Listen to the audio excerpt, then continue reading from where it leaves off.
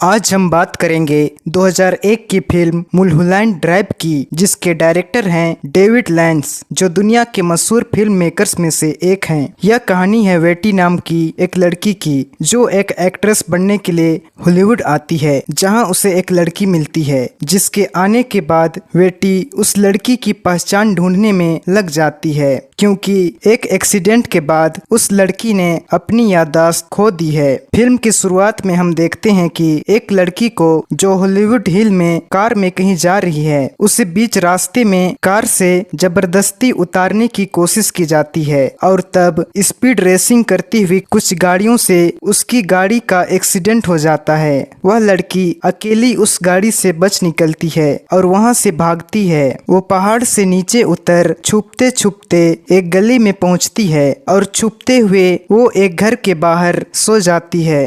अगली सुबह वह मौका देखते ही उस घर के अंदर घुस जाती है। उसी के साथ साथ फिल्म में दूसरी ओर में एक पुलिस ऑफिसर दिखाया गया है, जो एक आदमी से कैफे में मिलता है। वो आदमी अजीबोगरीब बातें करता है और कहता है कि उसके शहर में आने का मकसद अपने सपने के बारे में जानना था, जिसमें उसे इसी शहर में एक डरावनी औरत दिखाई देती है और बाहर निकलकर वहां पहुंचते ही उसे वो डरावनी औरत दिखती है, जिसे देखने के बाद वो बेहोश हो जाता है। अब हम इस फिल्म की मेन कैरेक्टर वेटी को देखते हैं, जो लॉस एंजल्स आती है और एक हॉलीवुड एक्ट्रेस बनना चाहती है। वो अपनी आंट के घर पर रहती है, जहां उसे वहां की मकान मालिक कोको से मिलती। वेटी घर में आकर उस बड़े से घर को देखती है और तब उसे वो औरत मिलती है, जो बताती है कि उसे रहने की एक जगह चाहिए और इसलिए वो उस घर में है। उस लड़की से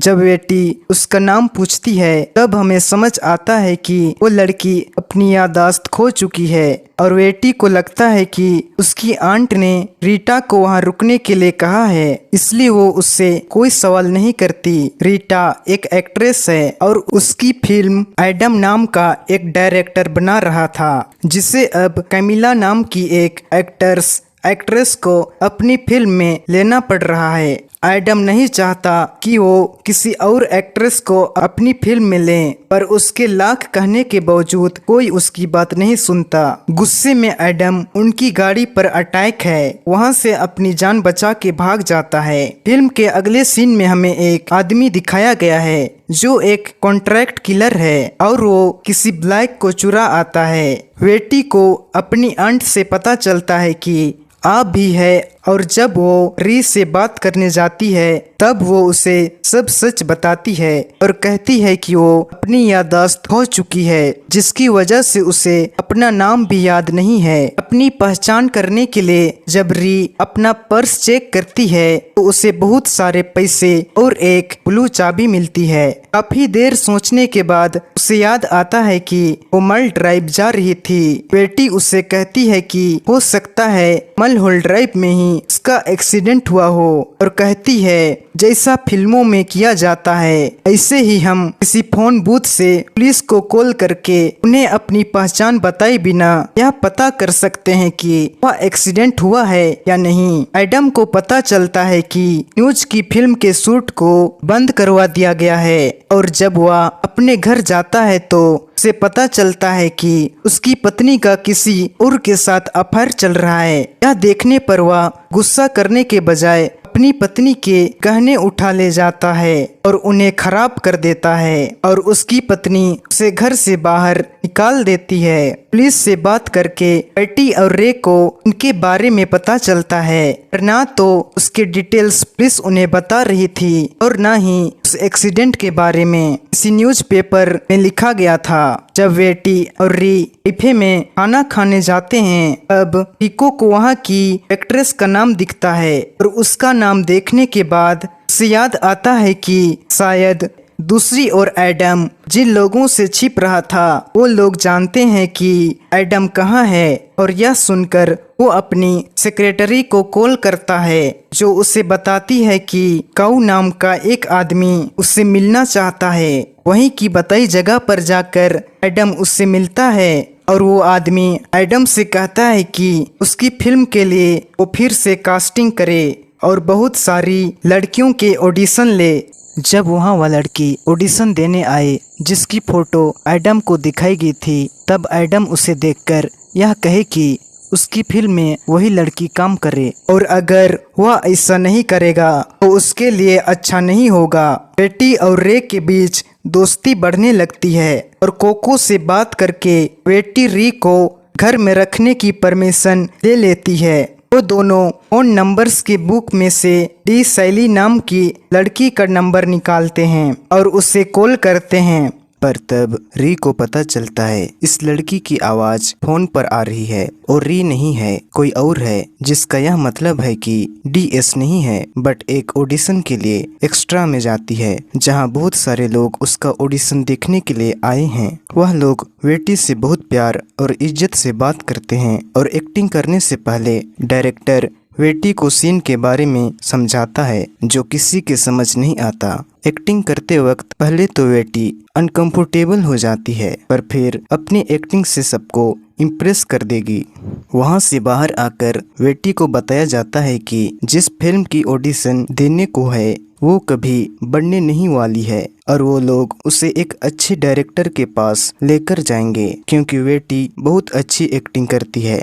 वहां से बेटी को एडम के पास ले जाया जाता है और तब पहली बार वह दोनों एक दूसरे को देखते हैं। तब वहां एडम मेला का ऑडिशन लेता है और जैसा उसे कहने के लिए कहा गया था ओका को कास्ट कर लेता है और अपने प्रोड्यूसर को कहता है कि उसकी फिल्म में ही काम करेगी। बेटी को वहां से निकलना पड़ता है क्योंकि उसे री के साथ दान नाम की लड़की के घर जाना था। री के अतीत के बारे में जानने के लिए वो लोग घर पहुंचते हैं जहां दरवाजा खुलते ही एक लड़की बाहर आती है जो बताती है कि डी के घर का नंबर 12 नहीं 17 है पर वो कुछ दिनों से घर से बाहर नहीं है। वो दोनों टाइम के घर घुसते हैं और तब उन्हें अंदर एक डेड बॉडी मिलती है। वो बॉडी देखकर री बहुत डर जाती है और इस सब से वह इतनी परेशान हो जाती है कि वह अपनी पहचान बदलना चाहती है। इसमें बेटी उसकी मदद करती है। उस रात बेटी और री एक दूसरे के नजदीक आ जाते हैं और बेटी री को बताती है कि वो उससे प्यार करने लगी है।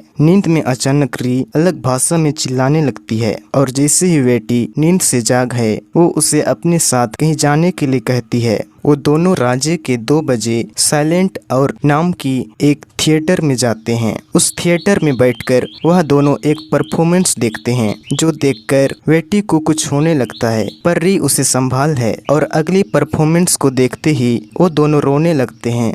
वहाँ अपने पर्स में हाथ डालते हुए बेटी को एक व्यू बॉक्स मिलता है जिसकी चाबी उन्होंने री के पर्स में रखी थी। जब वो दोनों घर जाते हैं तब री वो बॉक्स खोल है और बॉक्स के अंदर के अंधेरे को देखती है और सब हमें पता चलता है कि यह सब कुछ बेटी का सपना था। फाइट में बेटी नहीं बल्कि 17 नंबर के पार्टी पर रहने वाली डी है जो कई दिनों से अपने घर से बाहर नहीं है और री है जो एक फेमस एक्ट्रेस है और डई और कमाल का एक दूसरे के साथ अफेयर चल रहा था। टाइम एक जूनियर एक्टर है जिसे ना तो कोई बड़ा रोल मिला है और ना ही कोई उसकी इज्जत करता है। वो जितने भी लोग के सपने में दिख रहे थे वो शब्द डाइंग की असल जिंदगी में भी हैं। कमाल डी के साथ अपने अफेयर्स को रोकना चाहती थी जिससे डाइंग को बहुत तकलीफ होने लगी और वो अपने आप को संभाल नहीं पा रही थी। एक रात का मिला नहीं टाइम को मन ड्राइव में बुलाया और उससे वहाँ यह पता चला कि डायरेक्टर एडम और एक दूसरे से शादी करने वाले